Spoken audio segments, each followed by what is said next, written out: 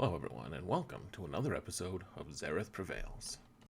As the entire world knows by now, General Skywalker is here and he's got a really crazy hard event, and I wanted to walk you guys through my process of unlocking him.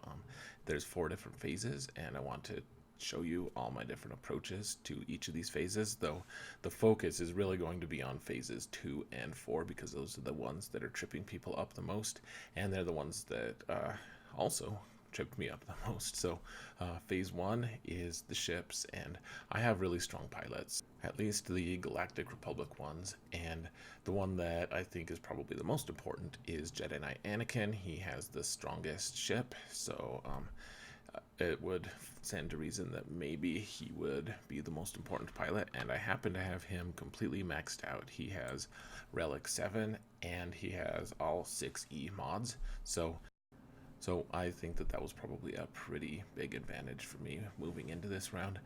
Full disclosure, I did manage to beat this mission completely within the first try, and so my insights are probably not going to be as strong in phase 1 as they are in 2 and 4, just because 2 and 4 I had to struggle a little bit and actually think about the event. This one, I don't know if it was just RNG or if my pilots were just strong enough. From reading things online, which is always dangerous, I have noted that a lot of people think that the ships part is the easiest of the 3 main ones. Phase 3 is just a cakewalk, and anyone could beat it. I'm probably going to let my 5-year-old play it in a little bit, just so he can have that epic camera angle and everything. So anyways, we'll talk about that when it comes. So here I'm just trying to take out as many of these little guys as I can, of course. And every time you take one out, another one is marked. And you know, the little briefing at the start said that we were worry about which taunting tanks that we're using and kind of provide cover for Anakin, and so that's why I started with Rex at the start and the 5's ship, just because I wanted to make sure that Anakin was safe. And as you can see, Rex was completely destroyed and 5's is almost entirely destroyed. So now I'm bringing in the Clone Sergeant, who is gear 12, and that ship is actually a really crazy tank on its own. Even at gear 12, it's really hard to get through all the way, and so I don't know.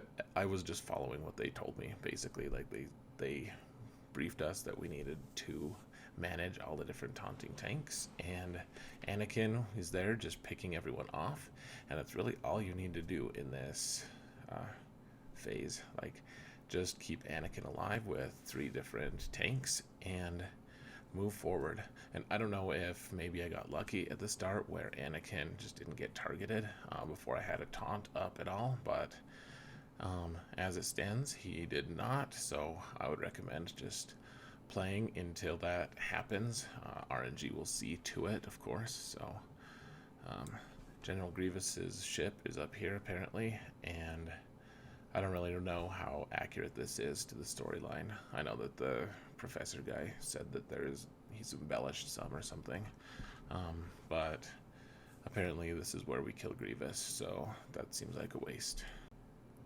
It also slightly hints that maybe we're going to get a Grievous starfighter instead of like a capital ship for him, which I don't know. I kind of think we're going to get the Malevolence, but that's what you could read into it if you wanted, I guess.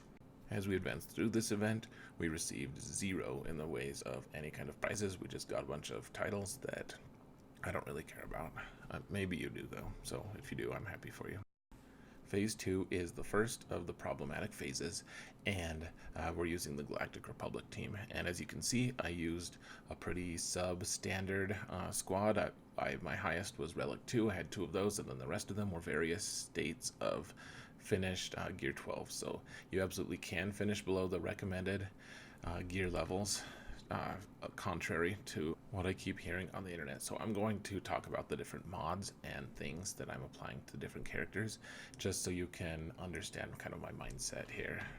As a taunting tank, I wanted Kenobi to have the most staying power possible, and I really wanted to be able to try abusing the Padme's leadership, where she grants protection up buffs on him all over the place, and that's all based off of your max health. So I put all of my mods from General Grievous onto Kenobi because that's the stat that is going to probably keep him alive the longest. I know I've seen a lot of different people saying like, oh, you should just stack protection, or you should do all this other stuff, put defense mods on him, and I get that.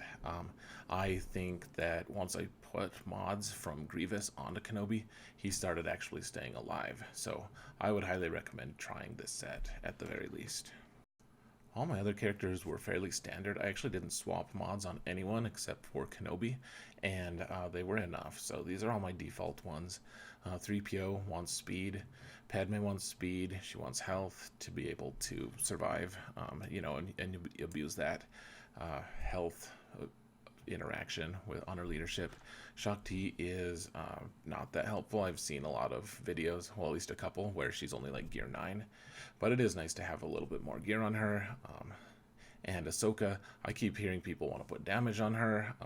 I put health on her so that she'd live, and that started making the entire process actually approachable.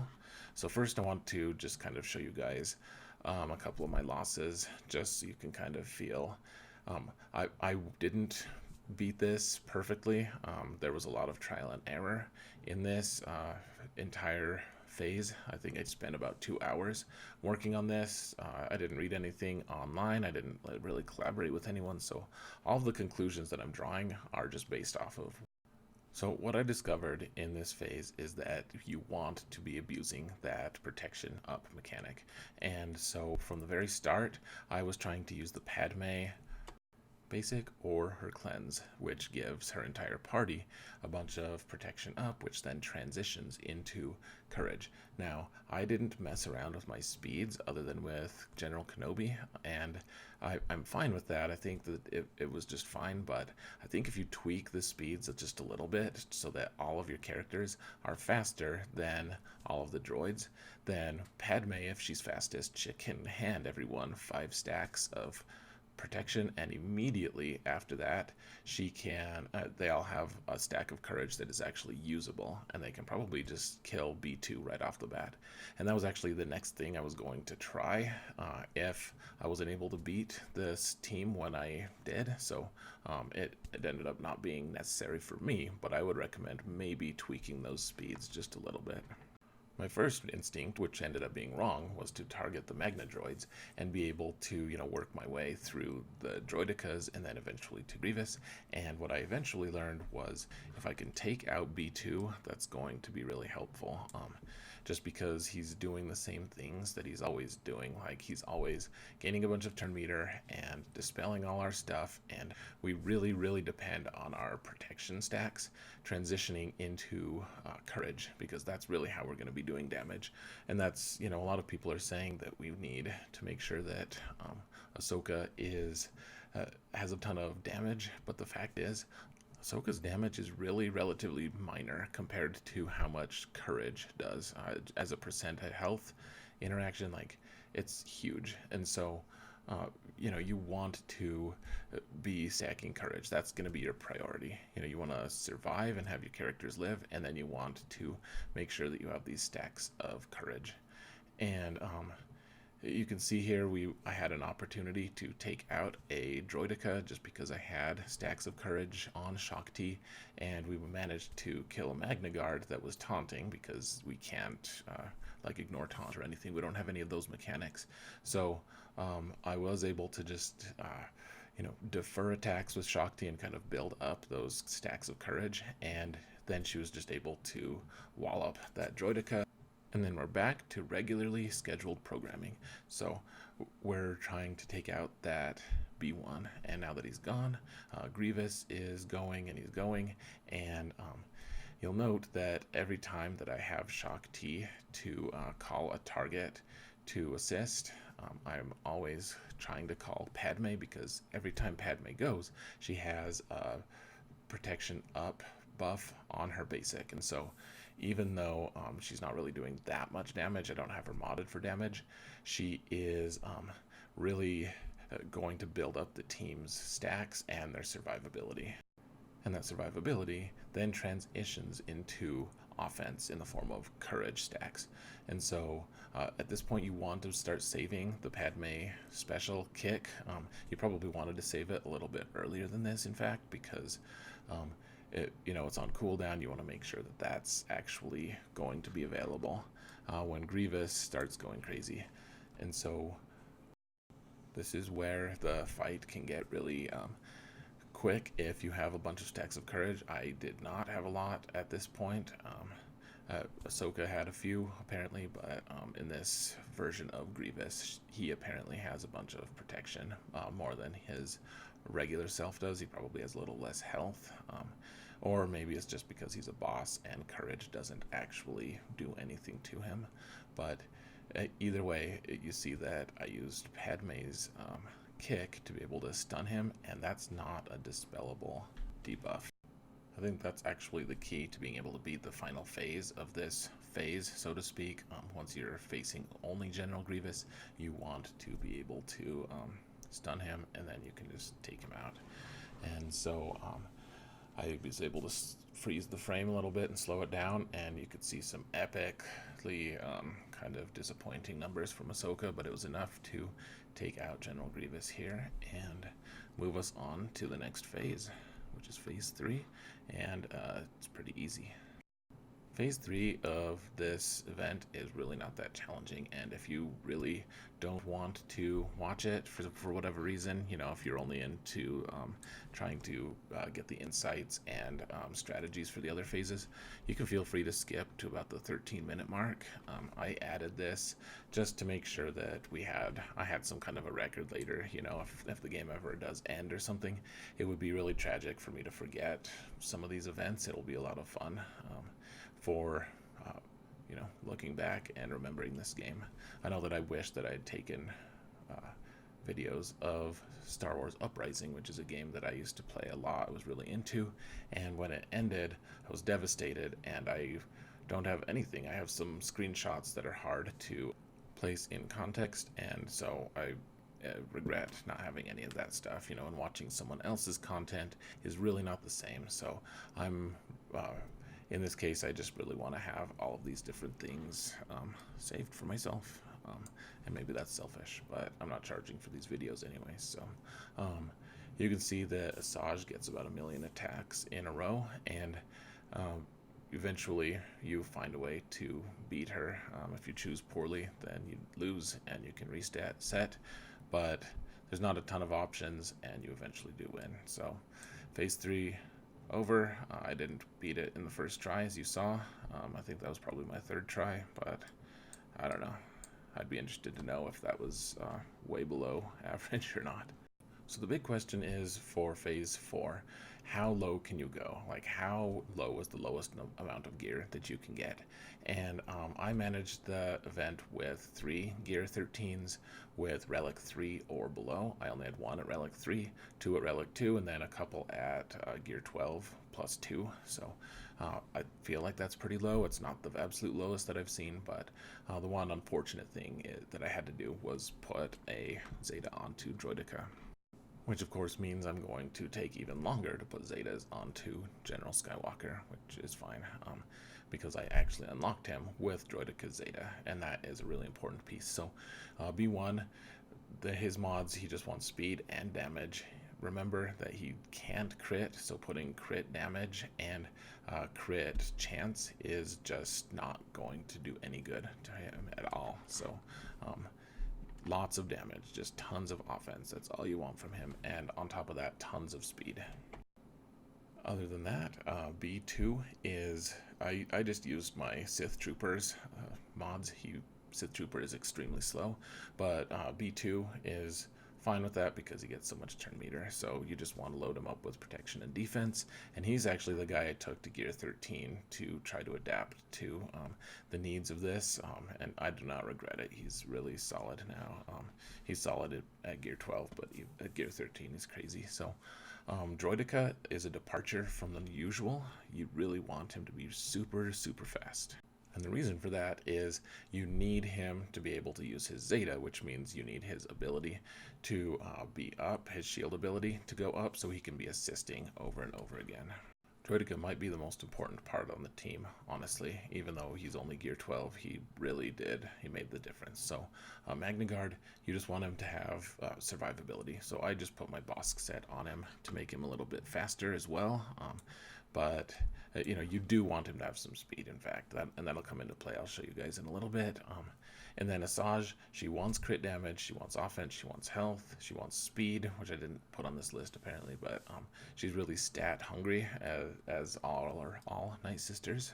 Now we're going to go through kind of a montage of my different fails, just so you get a grasp of, you know, just how much I failed. Like, it's not an easy process. My entire approach to this was trying to just get the right RNG at the right time, and unfortunately that doesn't work that well. And I hate to say it, the best cure for this crazy RNG stuff, because everyone hates it, everyone hates trying to win with all of this random chance at play, but to be honest, like, that's just how it goes. If you want to use an undergeared squad, you need to realize that you're not probably going to be able to succeed here unless you do one of two things. Number one, you can do like I did and just play RNG like crazy. I did add some gear and everything, but mostly I just played to the RNG and waited for a favorable moment. It does take a while and it takes some patience. The other option, of course, is the one that CG wants you to take, and you know, you can't hardly fault them since they're trying to make money. You can actually, you know, increase your gear and relic levels. And you know, I think that if all your characters are at relic 3 or higher, it's still probably a kind of a challenging event, but you know, it's going to reduce that RNG. And I think if you had relic 7 on everyone, which I'm not necessarily saying that you should, but if you did, I have a feeling that you'd probably fly through this relatively quick, and if you take a video of it, you'll probably look like a genius, even though you probably aren't, if we're being honest. I did want to take a minute to talk about this screen. I absolutely hate it. It feels so insulting. It's like, hey, you have 500,000 pieces of gear or training droids. Like, what's your problem? How could you fail? How is that even possible? It really annoys me. I really hope that they change that at some point.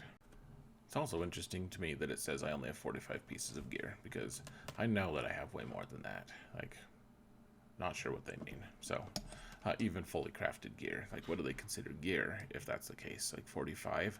I probably have like 45 fully crafted weapon mods, like Mark 11 or whatever, that you keep getting in raids and then you can't use them on characters because CG hasn't made that piece available for use on most characters. So, anyways. Alright, so we're on the final stretch here, and this is, I think this is a failed attempt, but it's one that is closest to my winning strategy here. So you see that Droid rolled up, he put his shield up, and that means that he can't take damage right now, and that he assists like 35% of the time, something like that. It's on his Zeta. That's the thing that we Zetaed him for. And here you see I'm actually using my AoEs every once in a while, just to get some debuffs on clones, and I'm also really trying to avoid that echo grenade that he can throw. And so you see here, it stunned Droid and it dispelled his buff, which means that even when he comes out of stun, he's not going to be able to assist until he eventually gets to put his buff up. And so the goal is to always try to get someone to stun Echo when you can. Like, you want to reduce his turn meter or get your guys faster than him at some point and just try to get him stunned. And so if you can get him stunned, or every once in a while he'll just choose to use his basic attack instead of his grenade for some reason. I don't really know why. If you can manage that piece of luck, then you can probably have a high chance of winning the round. As it stood, that one grenade throw was probably just the doom of me. So let's go through it one more time here. I think this is also a failed attack. In fact, I'm relatively sure it is. But we're just trying to get repetitions in here as I hone in on this RNG. And so Droidica, with his crazy speed, goes. He puts up his buff to be able to be immune to damage and to be able to assist every once in a while. I'm able to knock down General Anakin. And now I'm really hoping that I can get something on Echo, and I can't. He's stunned everyone, and so I just quit. Like, at this point, you know, you're 20 to 40 to 50 attempts in. Like, you just need to stop when that happens. Like, it's just always immediately your doom when Droidica gets stunned and dispelled. And so this is, I think, the final match. And we're just doing the same thing. You see that Droidica has his buff on, and we've knocked Anakin down. I've done a few AoEs just because all of the AoEs that I have are actually doing a lot of damage. And I realized early on, like, a lot of people were saying, like, don't use AoEs, don't use AoEs. And I think that maybe don't always use AoEs, but you actually gain a lot of turn meter from using AoEs as well. So you can see here that I did manage to use enough AoEs from B2 that it increased Magnagard's turn meter so that he could get a stun off of Echo, which is huge to start with. So being able to stun him so that we can keep that buff on Droidica is huge. And then Droidica, because Echo wasn't able to go yet, Droidica had saved all of his different counters and was able to knock Anakin down again immediately. And that's the goal here, is to knock Anakin down, and then once he stands up again, Droidica takes a turn relatively quickly and is able to go again. So trying to make sure that Echo does not have a grenade to be able to throw and stun Droidica. I mean that's the biggest part of this whole encounter. And you know, getting some good RNG to be able to survive some hits and get Droidica to be able to assist, because that's also RNG related, is also really helpful. But here we were able to take out all of the clones now, and now we're like in the final stage of this quote-unquote boss fight. And luckily Anakin is hitting people, but he's not able to really do any damage to B1 or to Droidica. And he's going crazy. He's in this frenzy, but I was able to take him out. So it was wonderful to be able to beat my head on this same stone like 80 times in a row. But I hope that you guys have learned something at least here. And let's actually talk about the Zetas that we can apply now that we've actually conquered this horrible event. This is the order that I'm going to be applying my Zetas to him. So I'm going to put one on his basic right away because it gives him a second attack on his basic, and he's going to be using his basic a lot because he's also going to be countering. Then I'm going to put one on his leadership because stacking offense on based off of buffs is amazing, because you're probably going to be countering other things other than just Sith. I don't really know, but as a take all comers group, that's going to be really big, especially early on when my 5-star Anakin can't necessarily stand up to these Relic 7 Darth Revans. Then I want to get this one, the Chosen One, on him. And this is a pretty good one, but there's a lot of qualifiers. Like, they have to be no protection, and then it's only 20%. And 20% is, you know, a relatively big deal in certain circumstances, but there's just too many qualifiers. Like, it's a good Zeta, but it can definitely wait for last. And there you have it, folks. I hope that this long-winded guide was able to help you in some way, shape, or form.